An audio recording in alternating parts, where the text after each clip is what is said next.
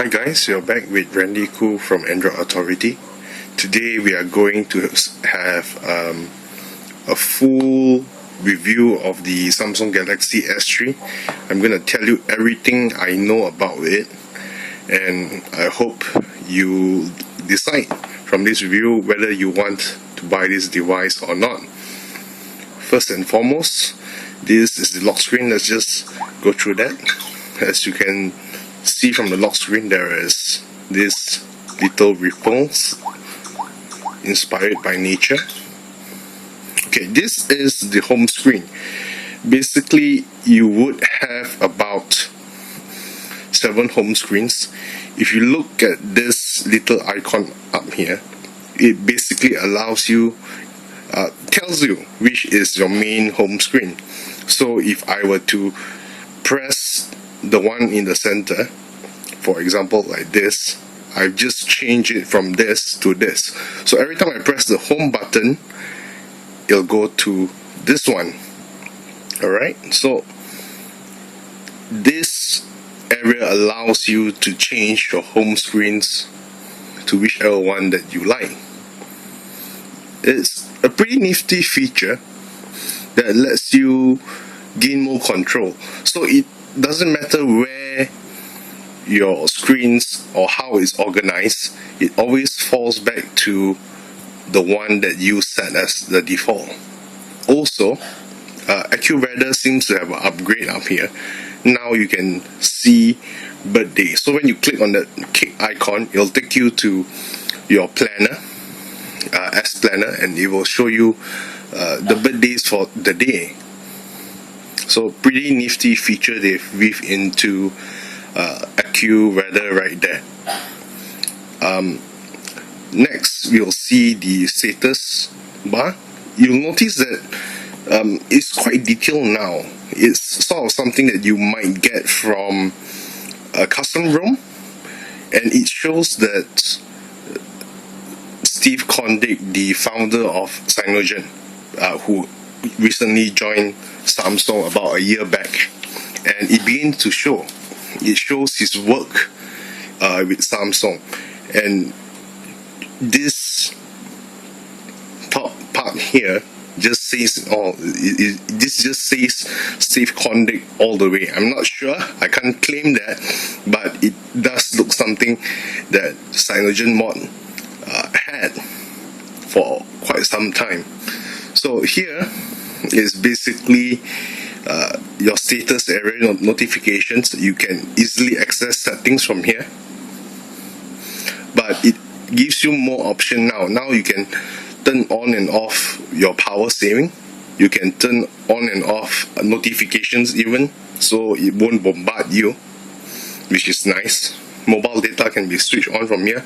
Even driving mode, surprisingly, is up here.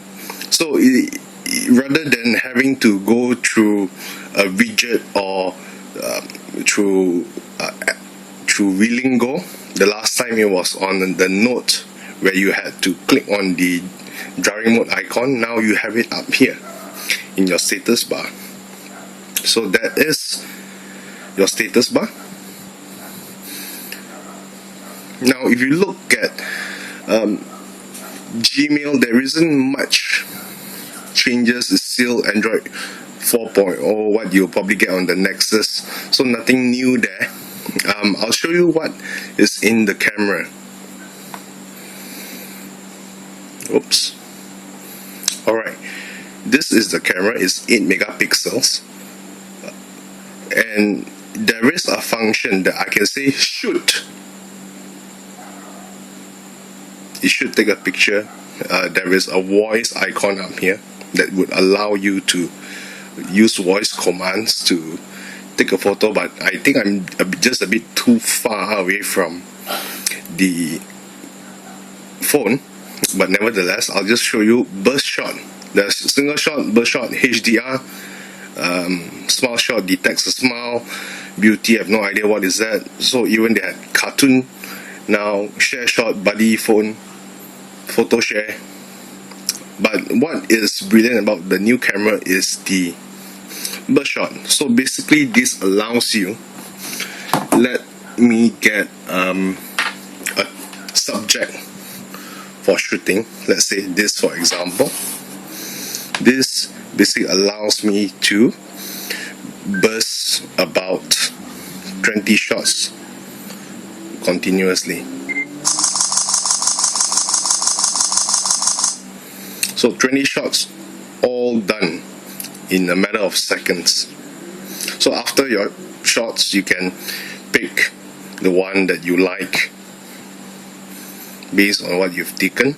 Or there's another feature here called Best Photo. What you'll do is it'll let you capture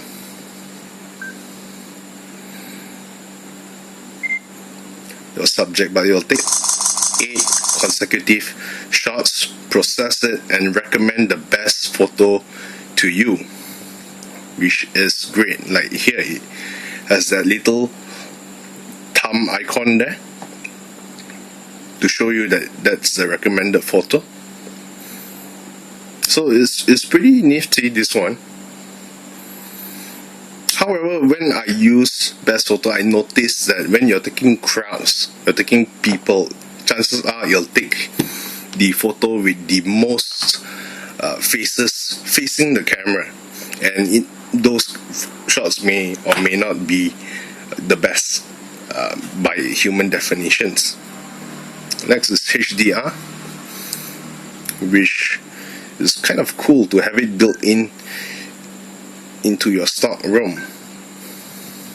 Most HDR apps will require some form of purchase from the Play Store, but having it built right into your phone is pretty awesome. So that's HDR quality.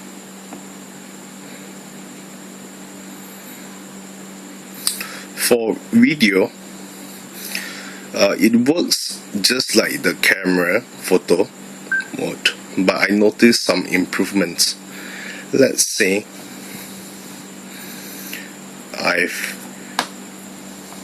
I'm focusing right here right now. It's green, so it's taking a focus shot right here, but I can switch it to the back. I can turn the focus to the back, and you can see that it's slightly blurred here, which gives you a sense of depth. And you can also take photos while you are rolling the camera, which is pretty interesting. There aren't that many things in the video options, nothing much new there apart from what I just showed you, but that's pretty good. That's pretty good for 8 megapixel camera. Next is the app drawers. Now, previously Samsung adopted something that's called the customizable grid, and what happened was that every time you delete or uninstall an app from your drawer, you kind of like had empty spots in places where you have to drag from another screen to this screen. But this time around, they've given us a lot more options. Like, you can go straight to Play Store, edit downloadable apps, view type especially. I'm gonna go there. You could have alphabetical grid, which means that everything is gonna get organized in your app drawer. Notice that the app drawer goes in a loop. There's 3 dots down there, center, right, goes back to a loop to the front, and not straight into widgets. To access widgets, you would have to tap on widgets. If you had a Nexus, Galaxy Nexus, you'll notice that it's quite laggy, but there is almost no lag here, which is fantastic. This is a better version of the Galaxy Nexus. This achieves what the Nexus couldn't. Good for Samsung. So go back to apps. I prefer the list mode, so I'm going to go alphabetical list, which is awesome. Next, I'm going to show you the settings. Firstly, there is Wi-Fi as usual. Nothing new there. You'll just search the Wi-Fi signals in your area, but there is a advanced button that can let you have more options. You can now keep your Wi-Fi on during sleep or check for internet service when AP is connected, which is great. Wi-Fi frequency band can also be set. Bluetooth wise, there aren't any advanced options, so it's still pretty much the same old Bluetooth features there. Data usage is pretty much as what you've expected from the stock ROM of Ice Cream Sandwich on the Nexus. Most settings, flight mode, airplane mode is the same. NFC, Android Beam and S-Beam. These are basically the newer version of the Android Beam. So what S-Beam does is that, let's say I have another S3 right here with me. Let's say this node is a S3. So when I have content that I want to share, all I have to do is put them together, tap the screen, and what the Android S-Beam will do is that it will pair the two devices via NFC and use Wi-Fi direct to send the files over to the other phone, which is great. It's so easy. There is no setup required. All you need to do is turn this feature on and you're good to go. It's such a relief not to have to tinker with your phone. So that is basically the wireless and networks area. Sounds wise, all these are quite normal. Apart from this, what this auto haptic does is that when you turn this on, and let's say you switch it on for Dungeon Defenders, whenever you're playing Dungeon Defenders, it will vibrate more often. So it's sort of like, you know, what it says, automatically in response to the sounds of downloadable apps. So it's sort of like it responds to the sound of what is being played and it vibrates according to that, which is kind of interesting for games, but then probably notifications. But apart from that, nothing much for this auto haptic. It might be usable for disabled people more, but for normal users, I'll just recommend you to switch it off to save your battery. One thing I wanted to show you is the ringtones. Notice how nature driven it is.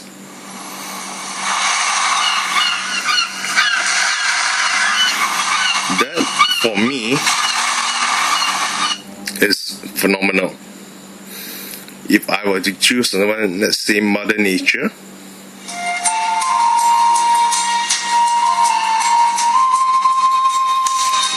jungle drums,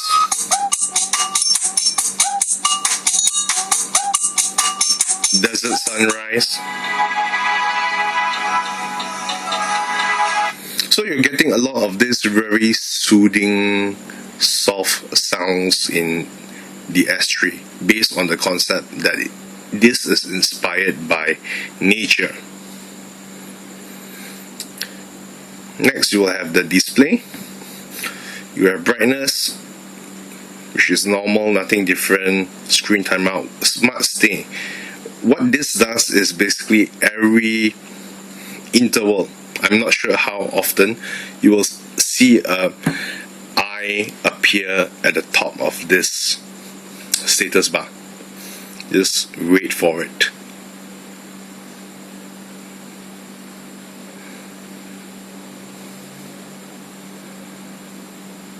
Still waiting for it. Yep, there it goes. What that does is that it will, during those intervals, what the camera does is it will capture whether you're looking at the screen. So if you are looking at the screen, it doesn't disable it.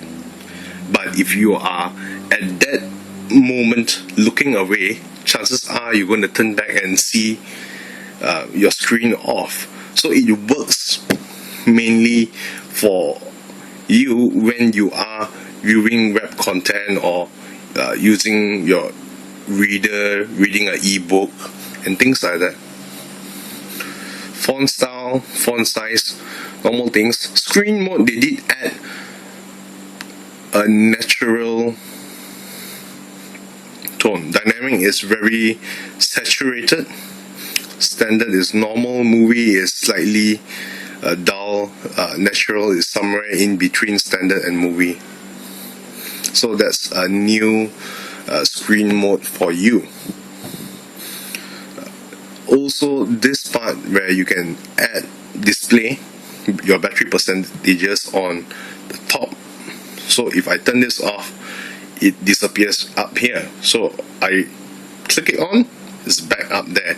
So this is very much something that feels taken out from a custom ROM. Steve Kondik, you're awesome. So wallpaper, you have home screens, lock screens wallpaper. Home and lock screens, you can choose to have the same ones. Nothing new in terms of live wallpaper. Perhaps you have luminous dots. I'm not sure whether that's new. Deep sea, face beam, stock wall. News wall is probably new. Apart from that, nothing really interesting in the live wallpaper area. LED indicator. Well, if you notice that if I turn this off, there's no light right now, but what you will get is a notification light that appears on the top left corner of your phone, and it is this notification that you can set whether to light up when charging, low battery, or when you've missed an event. So all this adds a certain depth to the device. So let's say I'm just going to plug this external battery thing right now. I'm going to switch this off, and you notice the red charging light up here. So that's where the notification light will be.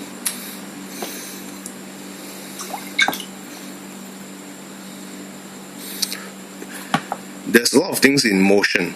Firstly, you have direct call. So what direct call does is that there is an option for you to learn about this. Call contact whose contact details or message details are currently on the screen. So all you need to do is bring it near the face, and you can try this. So let's say, for example, I'm going to move. Let's say my hand is my ear. I'm just going to move this up to my hand and it's calling. So that's how it works. Direct call. So you can call from your SMS. You can call from your contact profile or wherever you can experiment with.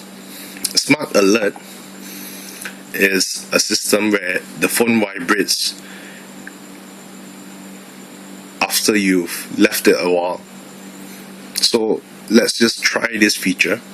So put your phone on the desk. After this, the LCD will be turned off. So I'm just going to put it on the table.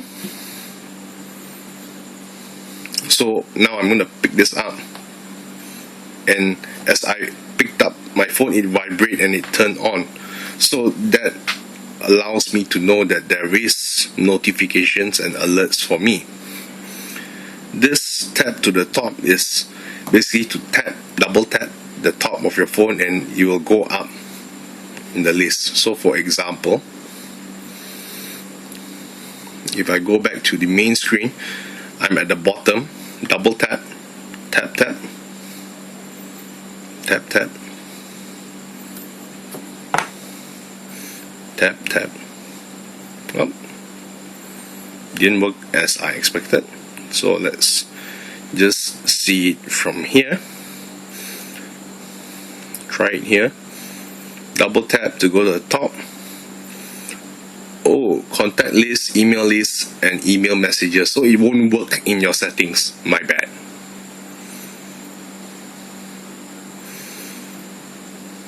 So I'll just switch that off.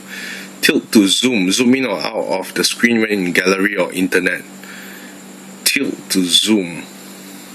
So I suppose you have to tilt your phone either way for it to zoom on the gallery or internet. You can move icons the same way. When you move them from home screens to home screen, you can pan to browse images, shake to update devices. This is basically to scan for devices. So let's say this works best with Bluetooth, Keys Air, and more. Turn to mute your phone. Let's say you're in a meeting, your phone is ringing, just put it down and it will mute. Palm swipe to capture. Like the Note, this has the feature where I'll just swipe with my palm.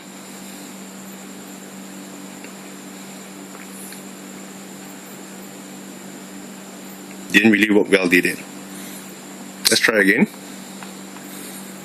No, probably not here. Let's try on the home screen.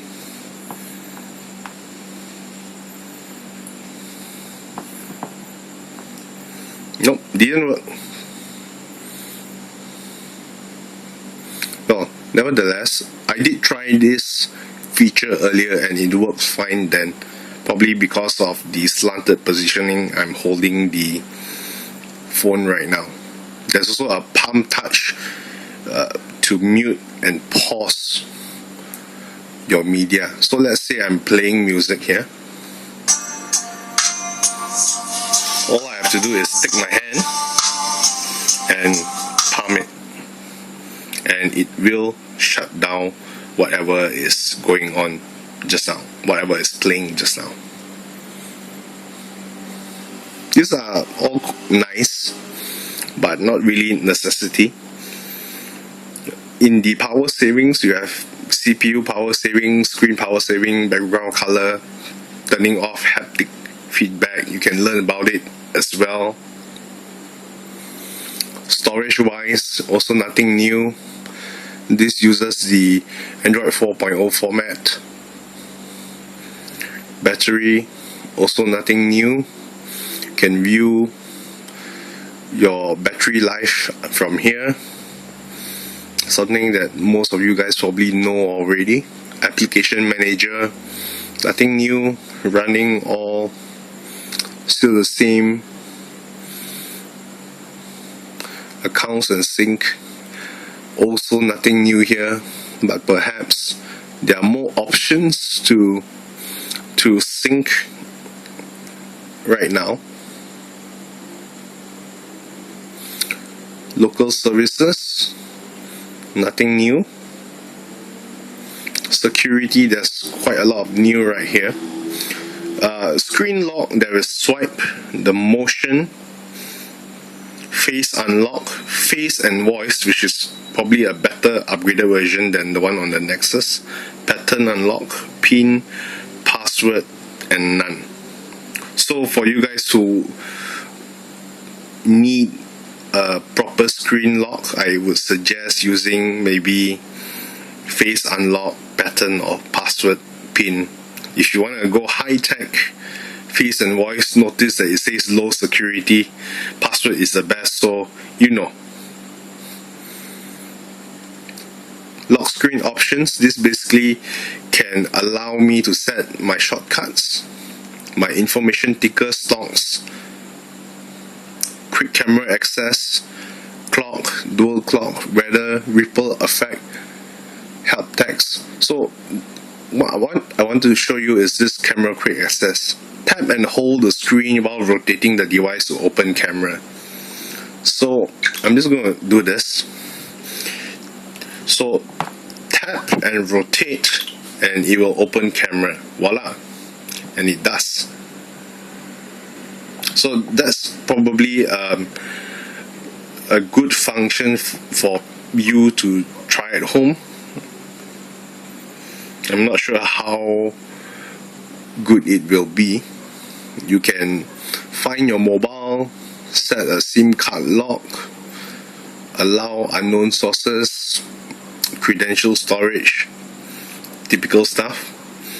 Language and input. Notice that swipe has been removed. There is no more swipe, and this is kind of shocking. But Samsung keyboard now allows you to keyboard swipe. So now if I want to swipe, all I have to do is to swipe. Not really accurate, but once you're used to it, I guess you're probably going to be better than me. Backup and reset, same old, nothing much. Dock, date and time, nothing new. Accessibility, you can now speak your password. I'm not sure if that's helpful for you. Probably this has something to do with the face unlock together as well. Reverse the colors of the screen, negative colors, mono audio. Practically, if you're not really, if you're an ordinary person, you're probably not gonna need this that much, I guess. Developers option, I'm guessing this is very similar to what is on the Nexus or any 4.0 devices, so nothing new as well. About devices, nothing new as well. You do get the 4.0 Easter egg there, so kind of cute. So that goes for settings. Now I'm gonna take you through the apps inside the phone. Firstly, All Share Play. All Share Play is a bit like, think of it as Google Docs for mobile.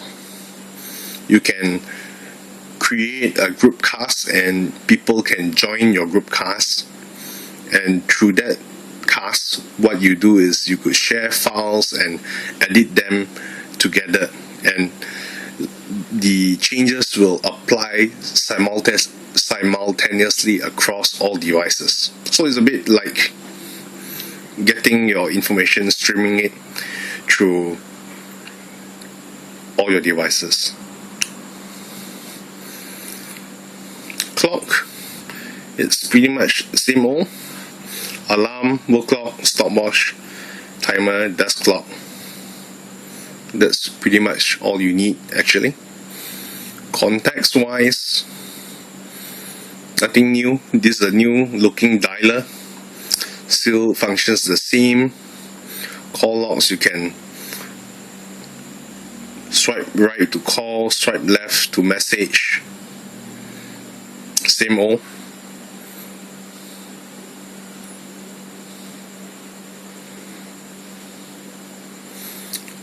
One thing about Dropbox that surprised me was that it now allows you to have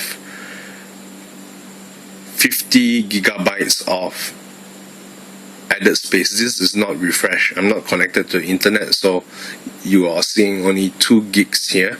But in reality, you're getting 50 gigabytes with the S3 for 2 years.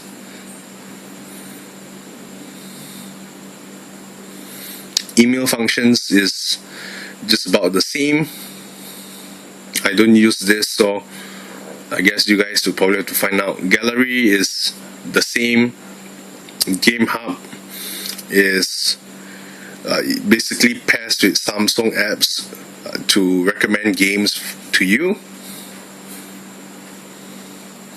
Let me show you the internet browser. Let me just switch on my internet mobile data here. and let's just go to google.com/my. So within the settings now, this is your Windows bookmarks. Refresh, new window, add bookmark, add shortcut to home, share page, desktop view. So by just clicking here, you can change it to a desktop mode. You can save for offline reading. You can control the brightness of the screen because AMOLED uses the most energy when it's white. So this helps a lot to control the brightness, to extend your battery. You can see your downloads. You can even print.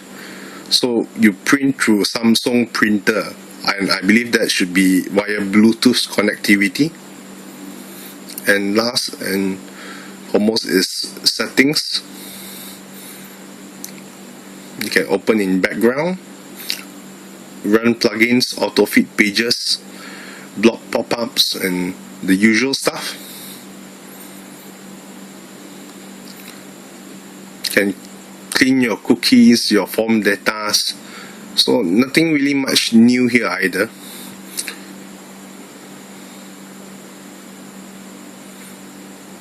Full screen, you can view your browser. You can hide your status bar, which is quite interesting. There is quick controls where you can swipe thumb from left or right of edges to open quick controls and hide apps and URL bars. That's just so confusing. You can manage your bandwidth and opt not to display images on the pages, which is pretty okay.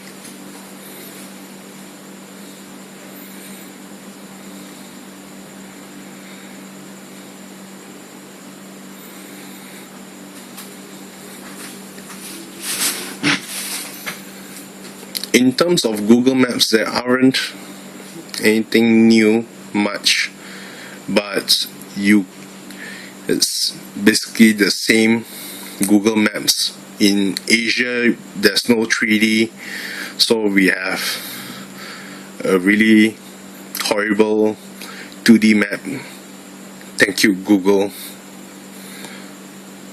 Does this more services thing on your phone is basically a link to some apps to recommend you certain things to use. Navigation doesn't really work in Asia, neither do places. Play Store is, as you've probably known, the normal version of Play Store is, if you notice, it's much smoother than anything else in the market, which is great. There's S Memo for you to take notes with. It seems that the note charm is also here, so you can scribble and write. You can change the color of that, the thickness. So it works exactly like what you'll get in the Note, but it's on the S3. As suggests, is also very much Samsung apps thing. Is basically to share more apps and recommend them to you to download.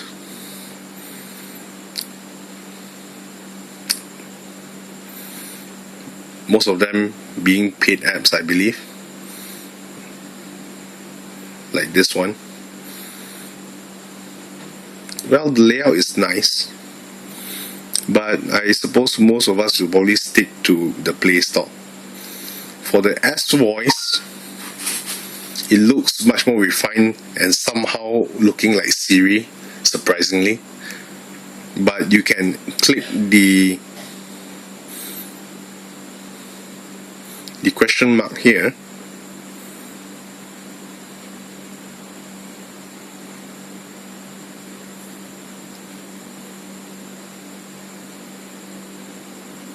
Let me just relaunch that again. S Voice.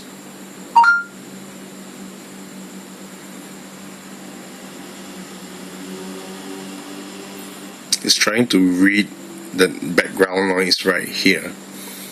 So there's no background noise and it's kind of like bugging out. Let's try that again.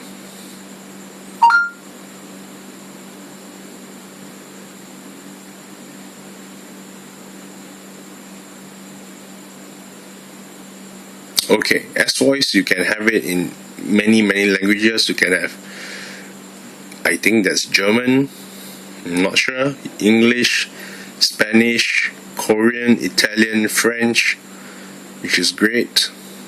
You can hide offensive words, show body of messages, only listen while charging. You can even log into. Alright, now it's working. Alright, so basically through S-Voice you can make voice dials, messages, search contacts, call them, navigate, make a memo, schedule something, make a task, play music, update your Twitter or Facebook, do a Google search, open an app, record a voice, which is new, I believe. You can turn the driving mode on off, set an alarm, timer, get the weather. You can control your phone settings, which is pretty awesome here. You can even get answers to questions, which is pretty cool.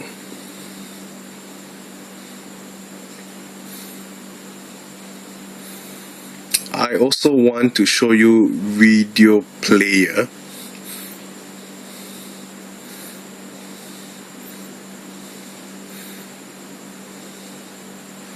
Notice that it's kind of like playing right now, so you can get to see little videos of what's happening. But I'm just going to show you this Samsung video, and there's this pop-up play. You see this icon down here? When you tap on this, it's just going to create a mini video screen. This cannot be enlarged, so one size fits all, so you can move this wherever you want and do many things, multitask, search for song lyrics and things like that. So all you need to cancel this is just tap this again and it will go back to the video, which is pretty great. Apart from that, you can have a chapter view. So chapter view, you can see different parts of the video and you can skip to them like you're watching a DVD, which is pretty awesome.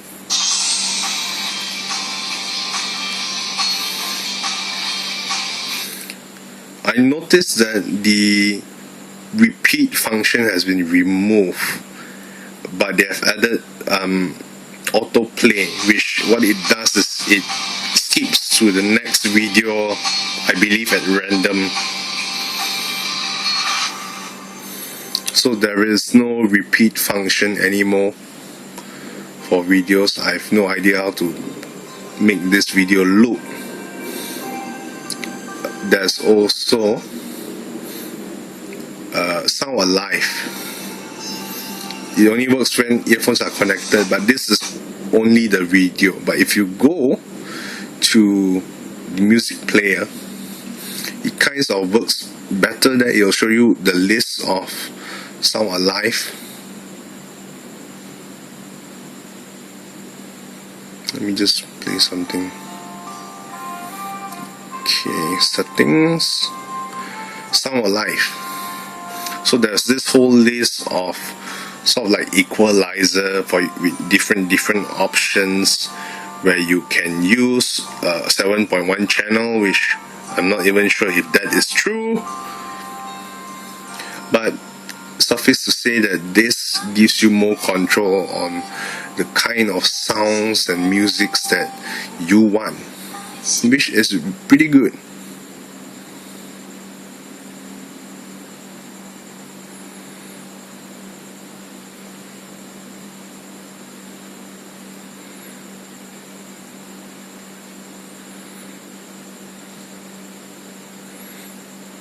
So voice recorder, This seems pretty normal, not much of changes here. So that is pretty much the S3 for you. I believe I haven't showed you the widgets yet. Let me just start from the start here. You have alarm. This is the torchlight. It's sort of like redesigned. Clocks. Nothing really new here. FM radio, Game Hub, Gmail, Google Search, Google Plus, music player, all the normal stuff. One thing I noticed is that News and Weather or Genie widget has been removed. Why? I have no idea. It seems that they decided that people might like Pulse or Yahoo News more. Also, if you notice that Polaris Office is not here. Nope, just 3P piece here. No Polaris Office here. There is no Flipboard here either. What happened to it? No one knows. It seems that this might be a developer version or a pre-release version. So what consumers get at the end of the day might be more content than what we are reviewing now.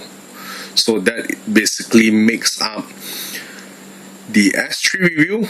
All you need to know about the S3, if you want to see benchmarks, you can check out the screenshots I made earlier. It'll take too much time for me to go through one by one of them. It's also in the article.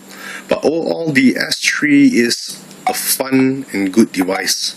Really, really interesting to use. Really, really nice feeling when you're holding it in your hands. So if you are thinking to buy the S3, it's a good buy. Probably better than the One X or the Nexus or any upcoming quad-core phones in the market. It's light, it feels good, it's smoother than anything that I have reviewed in the past. So this is the Galaxy S3, and I hope you enjoyed this thorough review of the phone. Signing off from Android Authority. Good night.